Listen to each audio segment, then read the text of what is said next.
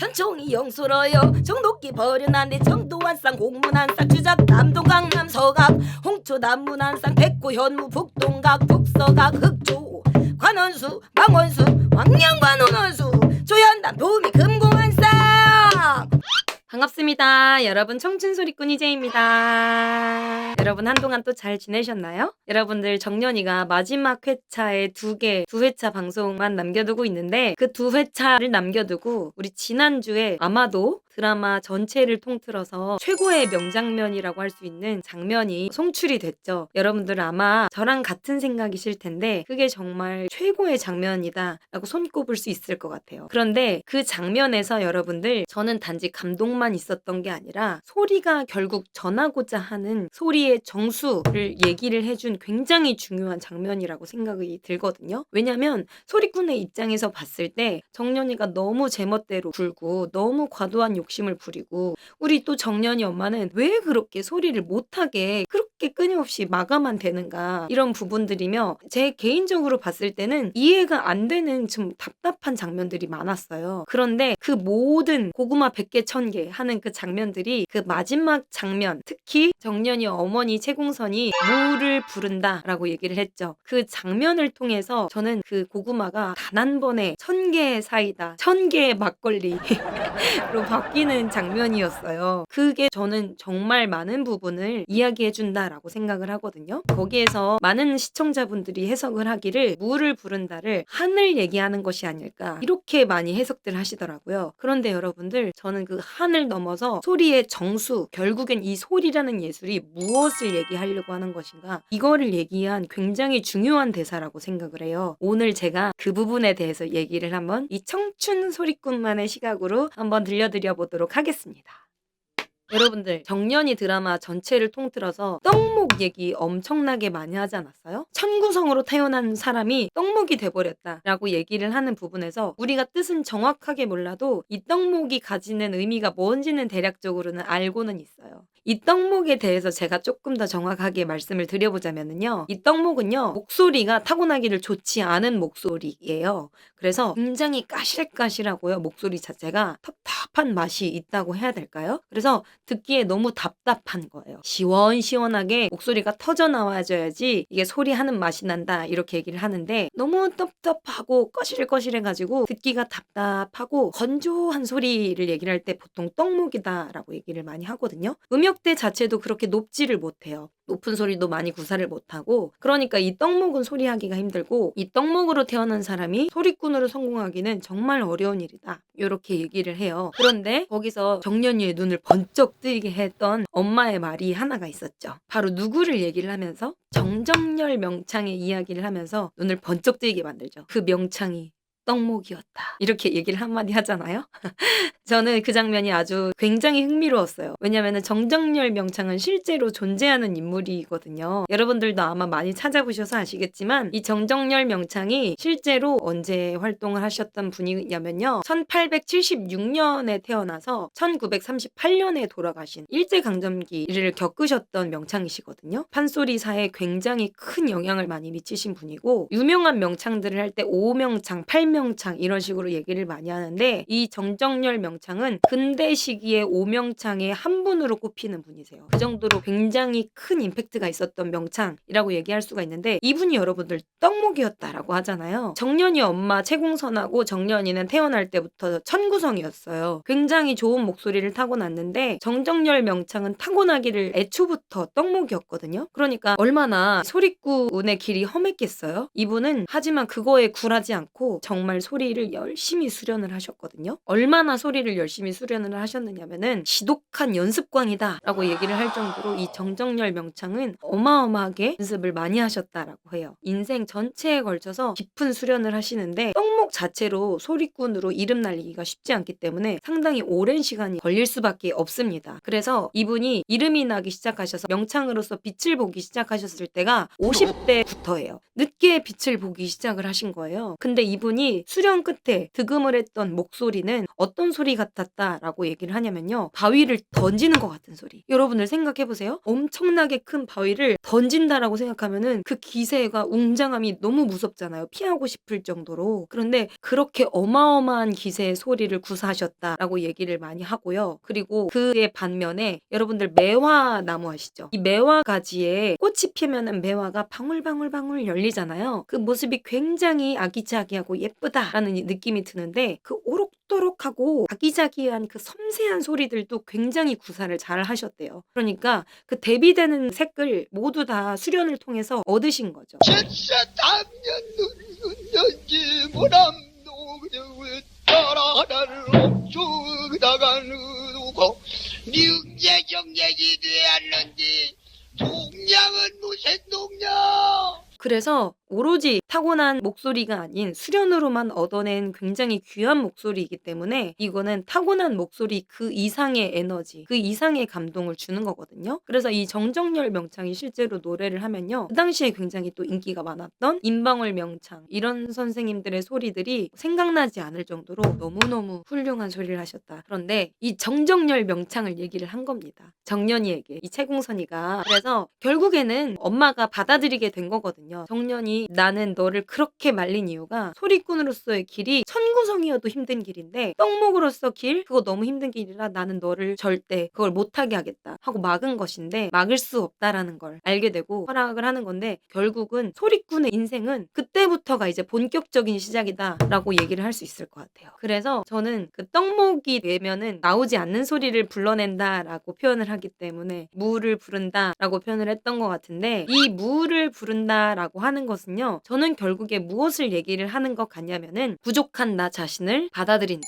이런 부분을 얘기를 하는 것 같아요. 나는 떡목이 되어서 부족한 것이 너무 많아졌지만 그럼에도 나는 있는 그대로의 나를 받아들인다 라고 얘기를 하는 것이 결국은 무를 불러낸다 라는 것의 의미가 되는 것이고 그게 궁극적으로는 무엇을 얘기를 한다라고 보냐면요. 소리는 목소리로 불러내는 예술이지만 그 목소리 너머에 있다. 이거를 저는 얘기를 하는 것이라고 생각해요. 음성학적으로 굉장히 듣기에 아름답다. 맑거나 혹은 풍성하다. 이렇게 얘기하는 그 기준치 이 안에 있는 것이 아니라 소리라고 하는 것은 이 아름다움의 기준치에 바깥에 있는 것까지 모두 보여주는 것 그것을 무엇을 통해서 보여주냐? 우리 인간의 의지, 인간의 받아들임을 통해서 더 넓게 보여주고자 하는 것이 소리라는 예술이 보여주고자 한다. 이거를 얘기를 한다고 보거든요. 부족한 나를 받아들이고 있는 그대로의 나를 받아들인다는 것은요. 생긴 거 그대로 받아들인다. 스스로 그러한 것 바로 자연을 얘기하는 것이 아닐까 이렇게 생각을 하거든요. 제가 예전 콘텐츠에서도 얘기를 했었지만 우리 소리와 우리 전통적인 아름다움은요. 자연을 표방을 해요. 자연의 모습은요. 소나무 가지가 구부러져 있어도 그것이 틀리고 잘못된 것이 아니라 있는 그대로 있어서 아름답다라는 것을 얘기를 한다고 하잖아요. 그래서 그 모습 그대로가 틀리고 잘못된 것이 아니라 그 자체의 모습이 아름다운 것이 곧 자연이고 우리의 소리는 결국 있는 그대로의 것을 아름답다라고 보여주는 예술이기 때문에 그 무를 부른다라고 얘기를 했다는 것은 결국에 소리라는 예술을 한정적으로 가두지 마라. 단지 천구성만 소리를 할 수 있는 것이 아니라 떡목이며 여러 가지 우리가 받아들이기 어려운 모든 것들을 전부 받아들이고 내가 수련을 통해서 그것을 세상 밖으로 아름답게 꺼내질 수 있을 때 그게 비로소 최고의 소리로 세상을 빛내게 하는 것 이것을 얘기하는 것이 아닐까 저는 이렇게 봤습니다. 그래서 굉장히 명징하게 소리의 정수, 무를 부른다라는 얘기 한마디로 웅장하고 은은하고 굉장히 또 감동적이었잖아요. 찐하게 가슴을 울려대는 말을 해준 것 같고 그 이후로 드디어 말로만 듣던 채공선의 추월만정을 그 떡목이 된 추월만정으로 우리가 진정으로 듣게 되는데 그 소리가 사실은 더 깊은 맑고 청아한 소리보다 훨씬 더 깊은 감동을 전해주는 소리로 우리가 받아들이게 될 수 있었던 게 아닐까 이렇게 보거든요. 그래서 여러분들께 떡목이 된 소리가 불렀을 때 구사하지 못하는 소리들 그 무의 것에는요. 여러분들이 말씀을 드렸던 들려드렸던 한 슬픔, 애환도 있는 것뿐만이 아니라 부족하고 모나고 못난 내 자신을 받아들이고 수련해서 더 아름다운 것으로 세상에 내비친다, 이런 것을 얘기를 하는 것이고, 결국엔 그게 소리가 추구하고자 하는 가장 아름다움, 자연을 얘기하고 있는 것이 아닐까, 저는 이 부분을 여러분들께 소리꾼의 입장에서 꼭 말씀을 드리고 싶었습니다. 그래서 여러분들, 오늘은 제가 정년이 드라마에서 나왔던 소리들은 얼추 다 들려드렸던 것 같거든요. 오늘은 좀 어떤 소리를 들려드려 볼까 좀 고민을 해봤는데, 여러분들 제가 정정열 명창 얘기를 해드렸죠. 정정열 명창이 기존의 춘향가에는 존재하지 않았지만 새롭게 집어넣은 창작의 의미라고 볼 수 있겠죠. 새롭게 집어넣은 대목이 존재하는데요. 판소리에서의 창작, 작곡, 작사의 의미를 얘기를 할 때 더듬이라고 얘기를 하거든요. 말 그대로 더 넣는다의 준말이다 라고 보시면 될 것 같아요. 전통 판소리에 있어서의 창작의 개념을 더듬이라고 표현을 했는데, 이 정정열 명창의 더듬 대목, 창작 대목이다 라고 알려지고 있는 게 신현맞이라고 하는 대목이거든요. 이 신현맞이가 뭐냐면은 이몽룡의 아버지 서울로 올라가고 신관사또가 이제 부임해서 내려오는 그 변학도라고 하는 인물 있죠. 그 인물이 새로 부임을 하러 내려오는 그 행렬을 쭉 묘사하는 그 장면이 신현맞이라고 하는 장면이거든요. 이 장면이요, 한자 같은 것이 굉장히 많아서 무슨 말인지는 모르는데 이 소리를 듣고 있으면요, 소리만의 맛을 느낄 수가 있어요, 여러분들. 그래서 이 정정열 명창이 새로 집어 넣었다라고 하는 이 더듬 대목인 신현맞이, 신관사또 부임하는 대목을 여러분들께 들려드리면서 저는 또 다음 콘텐츠로 돌아오도록 하겠습니다. 안녕. 그때요, 구관은 올라가고 신관이 났는디 서울 자학골 사는 변학자 도자 쓰는 양반이 났구나. 여러 고을을 두루 다녀 호색허기 짝이 없어 남원의 춘향 소식 높이 듣고 밀양서흥마다 하고 간신히 서둘러 남원 무사를 허였구나. 하루난 신현 하인 대령허여 출행날을 급히 받아 도임차 내려오는 뒤 신현 절차가 꼭 이렇겠다. 신현마저 내려온다. 변련맵시 장이 좋다. 보란색임의 완자창 내 활개적 벌려일 등마부유랑 탈마 동동 그렇게 싫었다.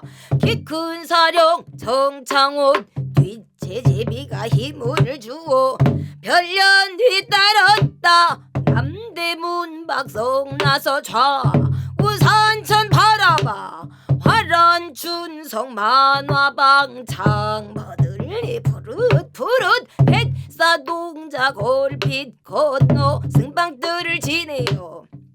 남태령 고개 넘어 화천읍배가 중화하고 이튿날 발행을 제 평방집 사칠해봐라. 매울 망건 추매져 옷간자 진사당 줄 앞을 접어 빼어쓰고 새보립에 금패가 끈 호수립식 제법붓 저게 할당건을 바쳐서 진남항나 차락철릭 진자조 대원 대철령 배비쓱 차고청 파영마 가진 무담 비도듬을 얹어 타고자 우르모신 나졸 일산 구중의 전후배 대고적 밝은 달과 요순시 닦은 일로 각 자제비가 말을 타고 십리화